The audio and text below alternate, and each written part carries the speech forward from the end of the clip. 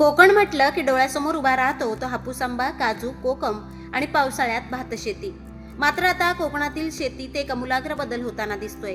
रत्नागिरी जिल्ह्याच्या खेड तालुक्यातील वेरळ येथील प्रगतशील शेतकरी सदानंद उर्फ आप्पा कदम यांनी खेड येथील वेरळ येथे थेट सफरचंद लागवडीचा यशस्वी प्रयोग करून सर्वांचं लक्ष वेधून घेतलंय.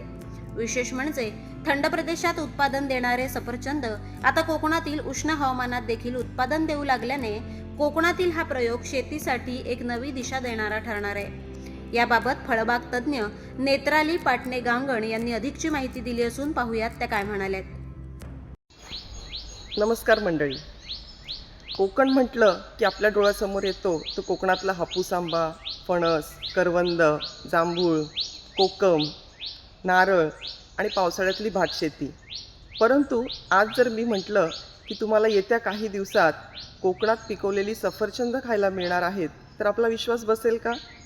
परंतु ही एक नवीन क्रांती नक्कीच कोकणात घडून येत आहे आणि त्याची सुरुवात वेरळ येथील प्रगतशील शेतकरी श्री सदानंद कदम उर्फ आप्पा कदम यांनी याची सुरुवात देखील केलेली आहे.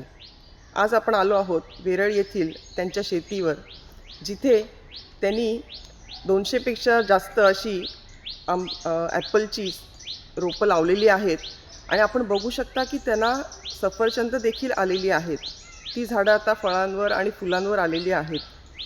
तर ही किमया घडली आहे आपल्या येथील शेतीतील जे संशोधक आहेत त्यांनी थंड हवेच्या ऐवजी आता उष्ण कटिबंधीय म्हणजे ट्रॉपिकल आपण क्लायमेट जे म्हणतो, तर इकडे साऊथ साईडला देखील होणाऱ्या या जाती आहेत, प्रजाती आहेत ज्या निवडून काढलेल्या आहेत. ही ॲना नावाची व्हरायटी आहे ॲपलची. तशीच एक हर्मन 99 ही देखील एक व्हरायटी आहे. ॲना नावाची ही इस्रायलमध्ये डेव्हलप झालेली व्हरायटी आहे 1959 साली. तर ही जवळजवळ 45 डिग्रीपर्यंत देखील जगू शकते. नुसती जगू नाही शकत तर अतिशय चवीची अशी फळं देखील देते.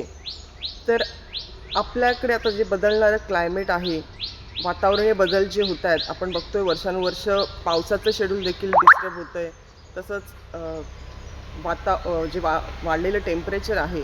तर ह्या सगळ्याला सामोरं जायचं असेल आणि टिकायचं असेल तर कोकणाने आता असे वेगवेगळे पर्याय निवडून काढले पाहिजेत आणि त्याची सुरुवात नक्कीच सदानंद कदमजी यांनी इथे केली आहे, करून दाखवली आहे. तर सर्वांना आव्हान आहे की या नवीन प्रयोगाचे सर्वांनी स्वागत करावे आणि त्याबद्दल अधिक माहिती हवी असेल तर नक्की वेरळ येथील त्यांच्या शेतीवर व्हिजिट करावी. थँक्यू. कोकणाच्या कानाकोपऱ्यातील माहिती थेट आपल्यापर्यंत पोहोचण्यासाठी आजच आपल्या कोकणी आवाज या चॅनलला लाईक, फॉलो आणि सबस्क्राईब करा. व्हिडिओ आवडल्यास शेअर करा.